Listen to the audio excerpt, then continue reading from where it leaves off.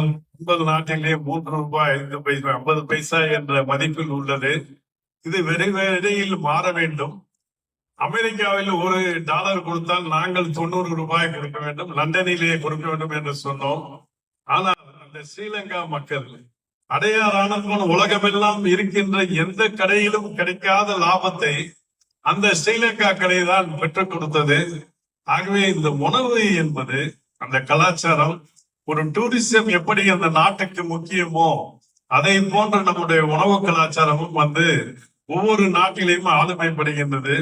நம்ம அமெரிக்காவில் கூட இந்த வெளிநாட்டவர்கள் எல்லாம் விரும்பி ஓங்குகிறார்கள். காரணம், நான் முன்பு சொன்னதை போல முன்னோர்கள் வடிவமைத்தவுடைய உறவினுடைய ஃபார்முலா தான் அதற்கு முக்கிய காரணம். ஆகவே இந்த 12வது வம்சாவளி மாநாட்டில் கலந்து கொண்டதை நினைக்கும் பொழுது, கடல்கள் தாண்டி இவ்வளவு சிறப்புமிக்க இந்த நிகழ்ச்சியை ஏற்பாடு செய்து ஒரு நாட்டினுடைய வளர்ச்சிக்கு எப்படி தொழில் முனைவோருடைய செயல்பாடு எவ்வளவு முக்கியமோ அந்த நாட்டினுடைய கலாச்சாரத்திற்கும் உணவு முறையும் ஒரு முக்கிய பங்களிப்பு. என்னையும் பேசும் பாக்கியம் கற்றுக் கொண்ட அவையை நினைக்கும் பொழுது என் பெற்றோர்கள் கொடுத்த அவருடைய ஆசையும் அவர்கள் கொடுத்த ஆதரவும் தான் இவ்வளவு சிறப்புமிக்க இந்த அவையிலே பேசும் பாக்கியம் பெற்றேன்.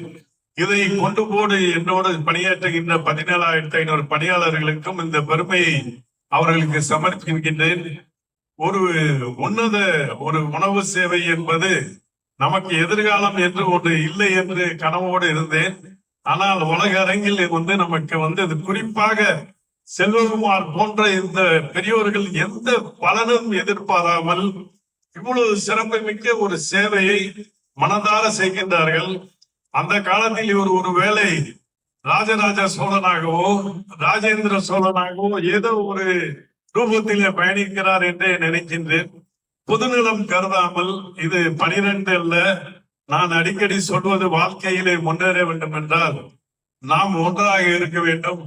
நம்மளுடைய இலக்கு பக்கத்திலே 0 போட்டு செயல்பட வேண்டும். 1 10 ஆகி 10 100 ஆக வேண்டும், 100 1000 ஆக வேண்டும் என்ற உங்களுடைய பயணம் இது. இன்று 12 நாங்கள் ஒருவேளை உயிரோடு இருந்தால் பக்கத்திலே போடுகின்ற அந்த 0 120வது ஆண்டிலும் இந்த அவையில் இருக்கின்ற ஒரு அத்தனை பேரும் சிறப்புமிக்க நிகழ்ச்சியில் பங்கு கொள்ளும் பாக்கியம் கண்டிப்பாக பெற வேண்டும். உங்களுக்கு இறையருளும் எல்லோருடைய ஒத்துழைப்பும் ஆசையும் இன்னும் இந்த